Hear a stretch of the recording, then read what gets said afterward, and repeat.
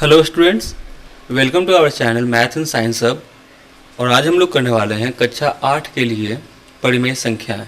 यह अध्याय 1 है। सो चलिए हम लोग शुरू करते हैं। बच्चों, यहाँ पर एक चार्ट दिया हुआ है। ये जो वास्तविक संख्याएं हैं ये हमें कक्षा 10 में पढ़नी है, क्लास 10 में। और ये अपरिमेय संख्याएं कक्षा 9 का भाग है। हम लोगों को परिमेय संख्याएं पढ़नी है यहाँ पर, जो कक्षा 8 का भाग है। हम लोगों ने इसके बारे में पहले के क्लासेस में पढ़ा है, बट यहाँ भी हम लोग थोड़ा सा रिकॉल कर लेते हैं। देखिए, जो प्राकृत संख्याएं हैं ये 1 से लेकर अनंत तक की संख्याएं कहलाती हैं, या गिनने वाली संख्याओं को हम लोग प्राकृत संख्या कहते हैं। ठीक है, ये धनात्मक संख्याएं होती हैं। कहने का मतलब ये सारी संख्याएं क्या होती हैं? पॉजिटिव होती हैं। कोई भी ऋणात्मक नहीं होता। ये दशमलव या भिन्न में नहीं होती। शून्य की अगर बात करें तो शून्य ना ही पॉजिटिव होता है, ना ही धनात्मक होता है, और ना ही ऋणात्मक होता है। ये दोनों नहीं होता। बच्चों, आगे की स्लाइड्स में हम लोगों ने प्राकृत संख्या से शुरू किया है। सो यहाँ पर हम लोग थोड़ा सा डिस्कशन करेंगे, फिर आगे के हम लोग स्लाइड्स में पहुँच जाएंगे।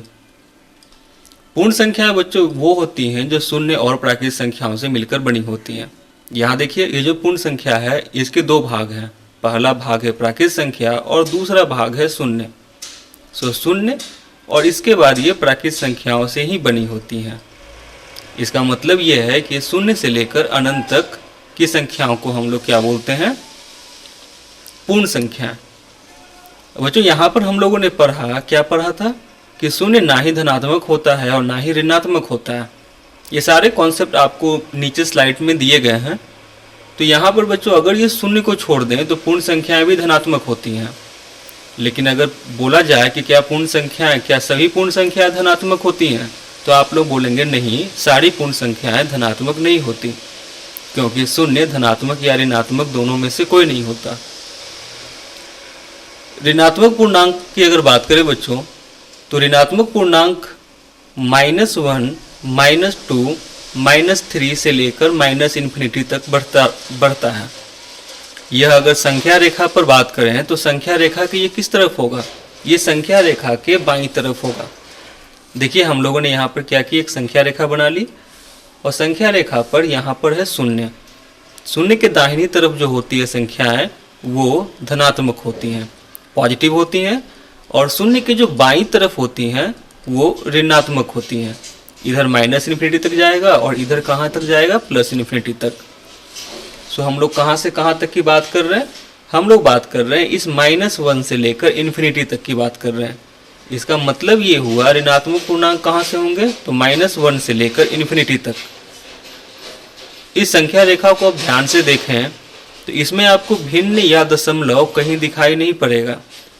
इसका मतलब ये है कि पूर्णांकों में भिन्न या दशमलव नहीं होते, ये संख्याएं पूर्ण होती हैं। ठीक है, कोई इसमें छोटा सा भाग ऐड नहीं होता। तो पूर्णांकों की बात करें बच्चों, तो ये -∞ से लेकर कहाँ तक इनका विस्तार होगा? +∞ तक। यही है पूर्णांकों के लिए संख्या रेखा। चलिए, धनात्मक भिन्न को आप लोग समझ रहे हैं, जैसे कि 2/3 धनात्मक भिन्न है, और ऋणात्मक भिन्न करने का मतलब -2/3 ये भी ऋणात्मक है, नहीं तो 2/-3 ये भी ऋणात्मक है। ठीक है, धनात्मक भिन्नों को आप एक रूप में और दिखा सकते हैं, -2 और /-3 ये भी भिन्न क्या है? धनात्मक है। ये सारे कॉन्सेप्ट जरूरी हैं। और परिमेय संख्या, तो परिमेय संख्या वो संख्याएं होती हैं जो P/Q के रूप में लिखी जाती हैं, और जहां पर Q शून्य के बराबर नहीं होता। ठीक है, चलिए थोड़ी सी बात हम लोग कर लेते हैं अपरिमेय संख्याओं की। ये आपके चैप्टर में नहीं है। अपरिमेय संख्या वैसी संख्याओं को कहते हैं जो भिन्न के रूप में नहीं लिखी जा सकती। जैसे कि आप लोग पाई का जब मान लिखिएगा तो पाई का मान जो है वो लगातार बढ़ता हुआ रहता है, कभी भी रिपीट नहीं होता। तो पाई को हम लोग कभी भी भिन्न के रूप में नहीं लिखते। आप बोलेंगे 22/7, 22/7 क्या है? पाई का मान होता है? नहीं, ये पाई के लगभग का मान होता है। क्योंकि हम लोग को क्वेश्चन सॉल्व करना होता है, इस कारण हम लोग 22/7 का वैल्यू या 3.14 का वैल्यू ले लेते हैं। आप लोग पाई का वैल्यू देखिएगा तो ये लगातार बढ़ता ही रहेगा, ठीक है।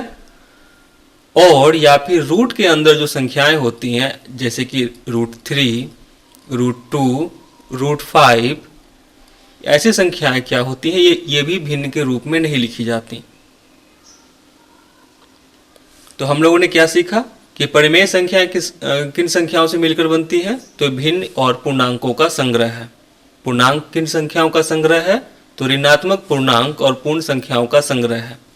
तो यहाँ से वास्तविक संख्याएं किनका संग्रह हो जाएंगी, परिमेय संख्याएं, और अपरिमेय संख्याओं के संग्रह को हम लोग क्या बोलते हैं, वास्तविक संख्याएं बोलते हैं।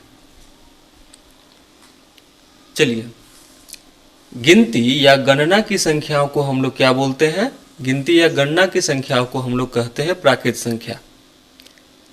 हम लोग ये भी बोल सकते हैं कि गिनती गिनने वाली संख्याओं का संग्रह क्या कहलाता है, प्राकृत संख्या संग्रह कहलाता है।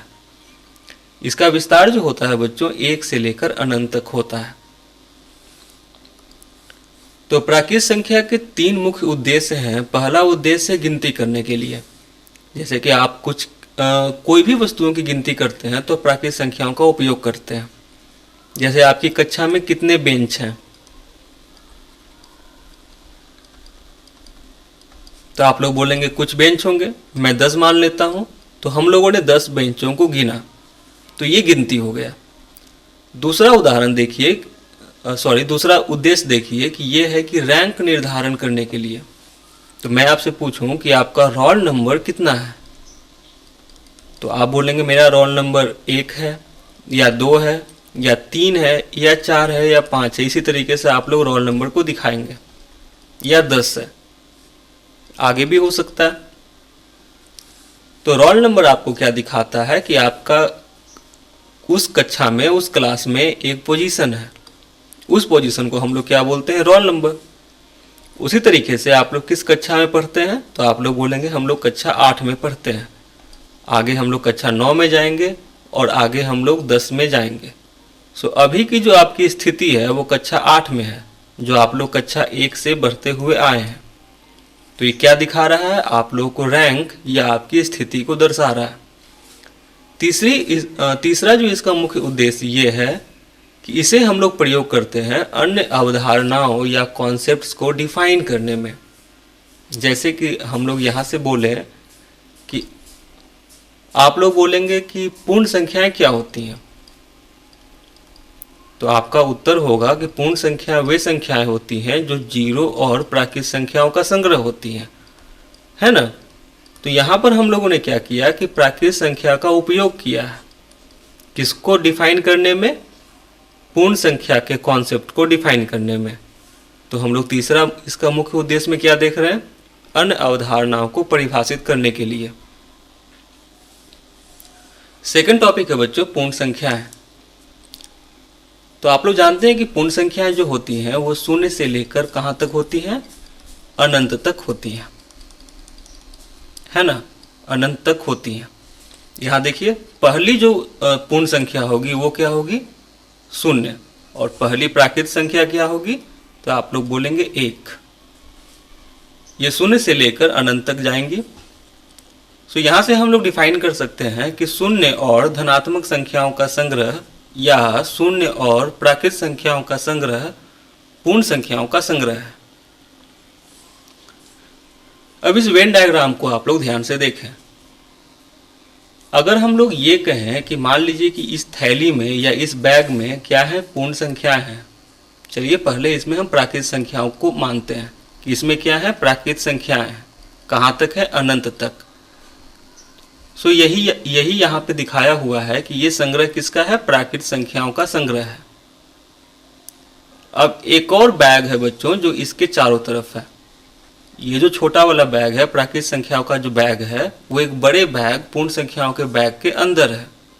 सो कौन सी संख्या बच गई जो प्राकृत संख्या में नहीं है, तो आप लोग बोलेंगे 0 बाहर होगा। सो यहाँ पर ये 0 बाहर है, इसे ही ये दिखा रहा है। इस तरीके से हम लोग वेन डायग्राम को समझते हैं। ये बहुत ही आसान है, हम लोग आगे की स्लाइड्स में भी इसको दिए हैं, सो आप लोग बहुत ही आसानी से समझ सकते हैं। बच्चों हम लोग प्राकृत संख्याओं को n से दिखाते हैं। किससे दिखाते हैं प्राकृत संख्याओं को? n से, 1 से लेकर 2, 3 यहाँ से लेकर अनंत तक। उसी तरीके से पूर्ण संख्याओं को w से दिखाया जाता है। w से क्या हो गया? Whole number. So whole number को हम लोग w से दिखा लेते हैं, नेचुरल नंबर को हम लोग n से दिखा लेते हैं। ठीक है, आगे का कॉन्सेप्ट देखिए कि प्राकृत संख्या है शून्य के साथ मिलकर पूर्ण संख्याओं का संग्रह बनाती हैं। चलिए इसे भी आप लोग समझ रहे होंगे। यहां मैंने दिया है कि शून्य धनात्मक या ऋणात्मक नहीं होता है। तीसरा जो कॉन्सेप्ट है बच्चों वो है पूर्णांकों का। तो पूर्णांक 3 पार्ट से मिलकर बनते हैं। पहला है ऋणात्मक संख्या। तो इन संख्याओं को हम लोग बोल सकते हैं कि ये 0 से बाईं तरफ होती है संख्या रेखा पर और ये अनंत तक की संख्याएं होती हैं। शून्य के बारे में तो आप लोग बस शून्य ही बोल सकते हैं। धनात्मक संख्याओं के बारे में बोल सकते हैं कि ये शून्य के क्या होता है? दाहिनी तरफ होता है और यह 1 से लेकर कहाँ तक होता है? अनंत तक होता है। इन्हीं तीनों के एक संग्रह को हम लोग क्या बोलते हैं? पूर्णांक बोलते हैं। पूर्णांक ऋणात्मक संख्याएं, यहां से देखिए आप लोग यहां से ऋणात्मक संख्याओं को देख पा रहे होंगे। माइनस इन्फिनिटी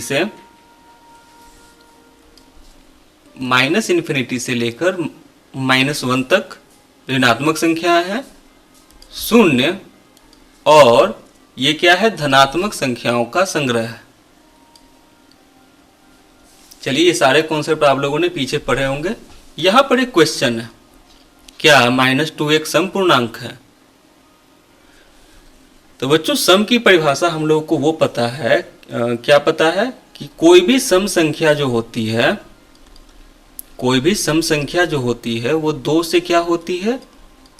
पूर्णतः विभाजित होती है ना? पूर्णतः विभाजित होती है। इसी कॉन्सेप्ट को आप लोग यहाँ पर लगाएंगे कि -2 अगर 2 से पूर्णतः विभाजित है, इसका मतलब क्या है? ये एक सम पूर्णांक है। तो आप लोग इसका उत्तर हाँ में देंगे कि -2 भी एक सम पूर्णांक है। तो यहाँ से हम लोग को एक कॉन्सेप्ट ये मिलता है कि अगर सम पूर्णांकों की बात करें तो ये क्या होंगी? -2, -4, -6, -8, -10 और इसी तरीके से लेकर ये -इन्फिनिटी तक जाएंगे। ठीक है, फिर इसके बाद अगर विषम पूर्णांकों की बात करें,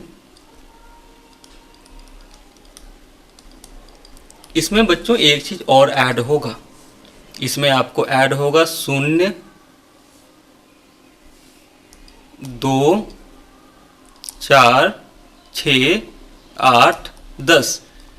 ये सारे भी आपको क्या होंगे? सम पूर्णांक होंगे। विषम पूर्णांकों को बोलें तो इस तरीके से हम लोग दिखा सकते हैं कि -इन्फिनिटी से लेकर -7, -5, -3, -1, फिर इसके बाद की संख्या क्या आएगी? 1, 3, 5, 7 से लेकर +इन्फिनिटी तक। तो ये क्या हो गया? विषम पूर्णांकों को हम लोग संख्या रेखा पर इस तरीके से प्रदर्शित करेंगे। आई होप कि ये आपको समझ में आया होगा। चलिए यहां मैं फिर से डिफाइन कर लेता हूं। बच्चों हम लोग धीरे धीरे सीखेंगे और सारे कॉन्सेप्ट को हम लोग सीखने वाले हैं।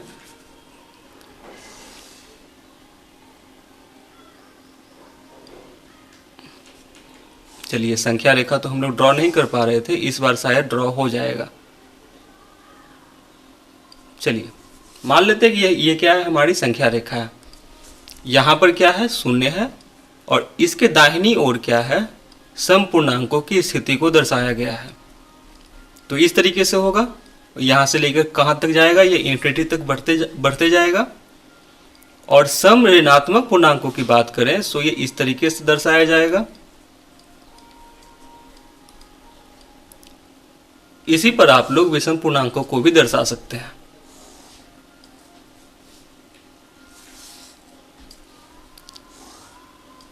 देखिए हम लोग क्या कर रहे हैं, यहाँ से विषम पूर्णांकों को दर्शा रहे हैं। सो विषम पूर्णांकों की स्थिति कुछ इस तरीके से होगी। शून्य तो बच्चों एक विषम पूर्णांक है नहीं, शून्य एक समपूर्णांक है। इसे भी सीख लीजिए कि शून्य क्या है, एक समपूर्णांक है, क्योंकि शून्य 2 से पूर्णतः विभाजित है।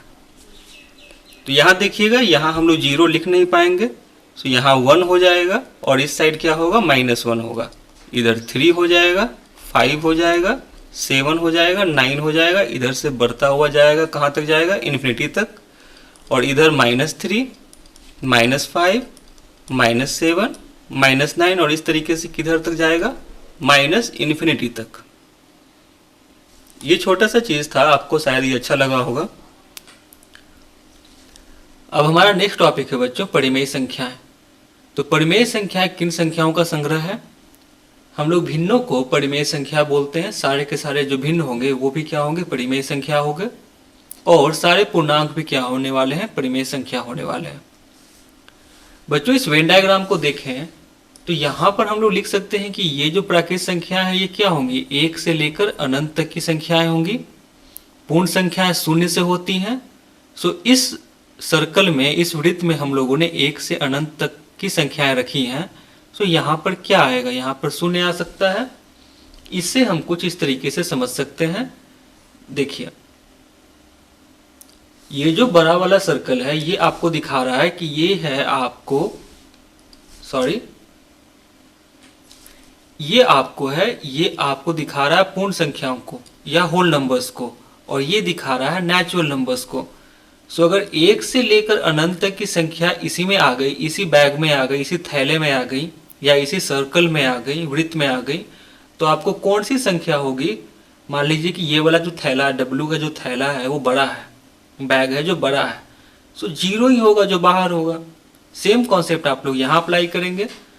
सो पूर्णांकों में क्या होगा, निगेटिव वाली जो संख्याएं होंगी वो बाहर लिखी जाएंगी, और बाकी सारी जो संख्याएं हैं वो तो 0 से लेकर इन्फिनिटी तक इसमें आ ही गई है। और परिमेय संख्याओं में देखिए तो आपको सारी संख्याएं तो आ गई हैं, पूरे पूर्णांक आ गए हैं। सो भिन्न वाली जो संख्याएं होंगी वो बाहर लिखी जाएंगी। चलिए अब हम लोग परिमेय संख्याओं की परिभाषा की बात करते हैं। बच्चों परिमेय संख्या जो होती हैं वो P/Q के रूप में लिखी जाती हैं, जहां P और Q दोनों ही क्या होते हैं, पूर्णांक होते हैं। पूर्णांकों को हम लोग I या Z से डिनोट करते हैं, दर्शाते हैं। ये दोनों डिनोशन चलता है, इसे पूर्णांक को हम लोग दर्शा सकते हैं। हम लोग की NCERT में Z का प्रयोग किया है, सो हम लोग Z को प्रयोग में लाएंगे। सो परिभाषा क्या है बच्चों कि परिमेय संख्याएं P/Q के रूप में लिखी जाती हैं, जहां पर P और Q दोनों क्या होता है, दोनों एक पूर्णांक होता है, और साथ ही Q कभी भी 0 नहीं होता। चलिए देखिए यहाँ पर परिभाषा हम लोग को लिखा हुआ है कि एक परिमेय संख्या को ऐसी संख्या के रूप में परिभाषित किया जाता है जिसे P/Q के रूप में व्यक्त किया जा सके, जहां P और Q दोनों ही पूर्णांक हैं तथा Q 0 के इक्वल नहीं होता। तो बच्चों इस डायग्राम में आप लोग देखेंगे तो परिमेय संख्या होगी, सारे भिन्न क्या होने वाले हैं, परिमेय संख्याएं होने वाली हैं। सारे पूर्णांक क्या होने वाले हैं, परिमेय संख्याएं होने वाली हैं।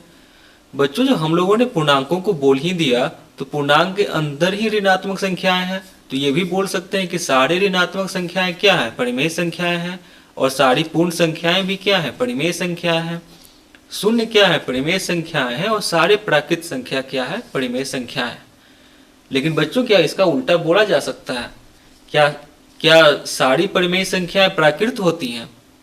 तो नहीं, क्योंकि परिमेय संख्याएं तो भिन्न भी होती हैं, ऋणात्मक भी होती हैं। तो सारी की सारी परिमेय संख्या प्राकृतों में तो नहीं आएंगी, सारी की सारी परिमेय संख्या पूर्ण संख्याओं में तो नहीं आएंगी। सारी परिमेय संख्याएं तो पूर्णांक नहीं हो सकती हैं, क्योंकि कुछ भिन्न का पार्ट होगा वो बच जाएगा।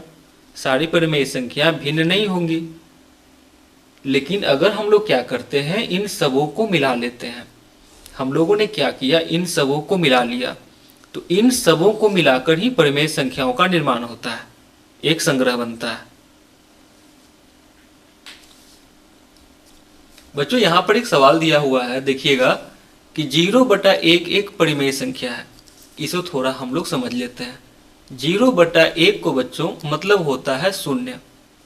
तो शून्य क्या है? एक परिमेय संख्या है, एक परिमेय संख्या है। क्या 1/0 भी एक परिमेय संख्या है? तो आप लोग बोलेंगे कि 1/0 होता है बच्चों, ये परिभाषित नहीं होता। 1/0 को हम लोग लिखते हैं कि ये क्या है? परिभाषित नहीं है,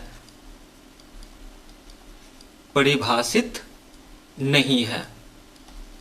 और हम लोगों ने इसके डेफिनेशन में क्या पढ़ा है कि Q कभी भी शून्य के बराबर नहीं होता। यहाँ पर Q आपको शून्य के बराबर दिए हुए हैं, इस कारण ये परिमेय संख्या नहीं है। ठीक है। अब नेक्स्ट है बच्चों समतुल्य परिमेय संख्याएं।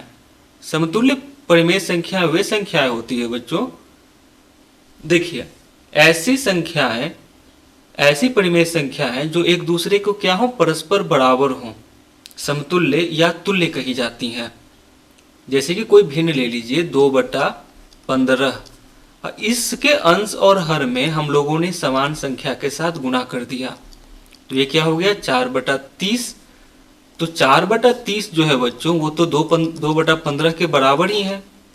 इसके अगर फैक्टर्स को हम लोग काट लेंगे तो हम लोगों को मिल जाएगा। देखिए 2 दूना 4, 2 से 15 दूना 30।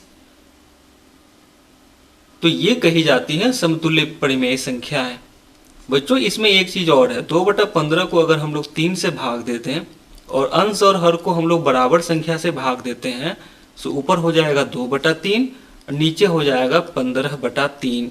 तो ऊपर हो जाएगा 2/3 और इसे हम लोग इस फॉर्म में लिखते हैं। इसे लिखना सीख लीजिए। ये जो 3 है ये 15 के सामने आ जाता है और ये जो 3 है ये 2 के सामने आ जाता है। देखिए ये जो 3 है इसे मैंने 2 के सामने ले आया और इस 3 को 15 के सामने ले आया हूँ। 3 को 3 से काट लीजिए, सो ये हो गया 2/15। हालांकि हम लोग को काटना नहीं था, हम लोग को लिखना था 6/45। तो 6/45 जो है वो 2/15 के समतुल्य है। समतुल्य कहने का मतलब दोनों का मान ही क्या है? बराबर है। यहां पर हम लोग देखेंगे 3/7 के समतुल्य क्या है? हम लोगों ने अंश और हर में 2 से गुणा किया है, तो हम लोग को 6/14 मिला है। तो 6/14 को अगर काटिएगा आप तो 3/7 ही मिलेगा।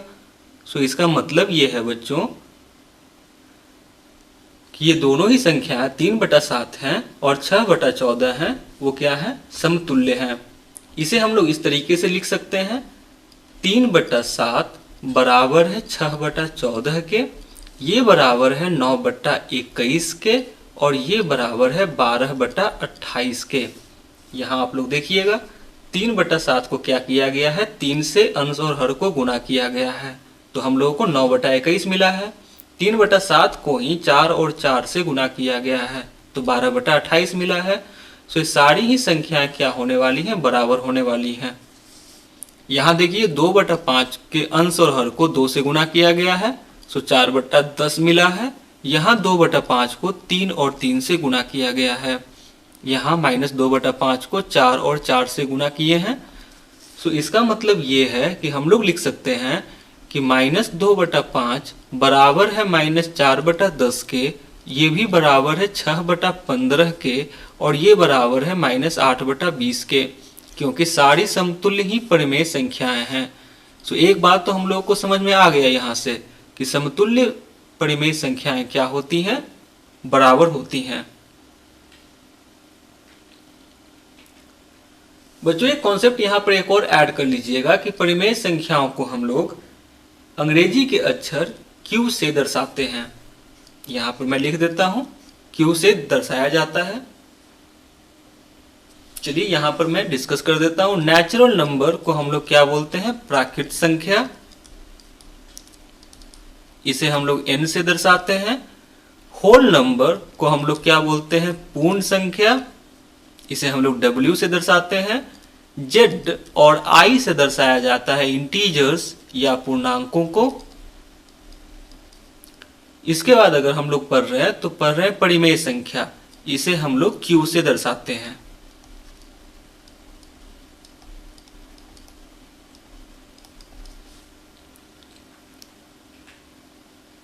चलिए इसमें कुछ बचा हुआ था, उसे भी हम लोग पढ़ लेते हैं।